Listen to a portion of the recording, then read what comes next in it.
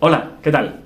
Hoy quiero hablaros de un aspecto capital en las operaciones de compraventa de bienes inmuebles entre particulares, y no es otro que el contrato de arras. Seguramente todos hayáis oído hablar alguna vez de los contratos de arras, incluso quizás hayáis firmado alguno, y conocéis más o menos la importancia que tienen, cuándo hay que llevar a cabo su firma y demás.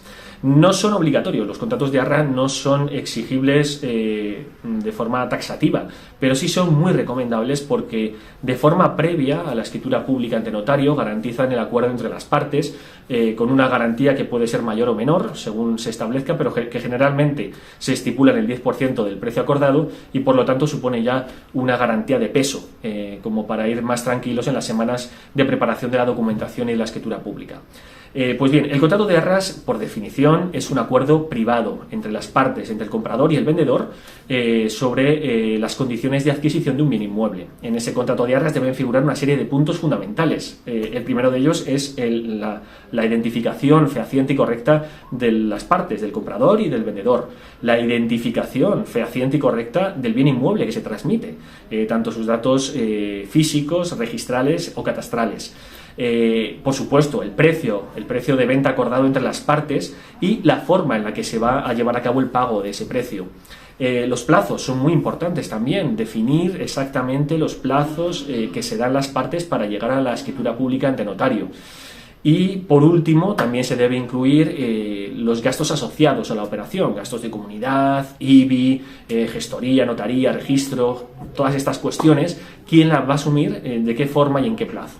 ¿Vale? Estos son los datos fundamentales. Luego se puede todo enriquecer, por ejemplo, con cómo se va a entregar el inmueble, si amoblado, sin amoblar, en qué estado y demás.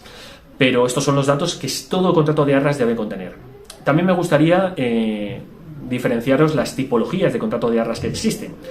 Son tres fundamentalmente. La primera son las arras confirmatorias, la segunda son las arras penales y la tercera son las arras penitenciales. Las arras confirmatorias suponen un acuerdo de compraventa con pago diferido, es decir, las dos partes se obligan a llevar a efecto ese acuerdo que han alcanzado y no tienen posibilidad de retractarse del mismo. Es decir, cualquiera de las dos partes puede obligar a la otra a cumplir el acuerdo alcanzado en el contrato de arras. Si no puede cumplirla una de las dos partes, pues podrá exigir una indemnización por daños y perjuicios. Las arras penales suponen un pago como señalización y garantía del acuerdo de compraventa, y se estipulan en el propio contrato una serie de penalizaciones, tanto si incumple una parte como si incumple la otra.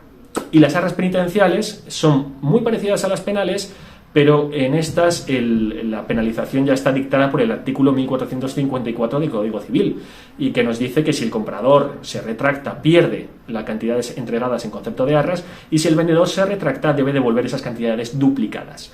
Pues bien, estas son las tipologías de arras, es la casuística general de este tipo de acuerdos, y espero haberos aclarado sus cuestiones esenciales y recomendaros siempre firmar un contrato de arras repasado por un profesional, y si es por un abogado, por supuesto, mucho mejor. Un saludo.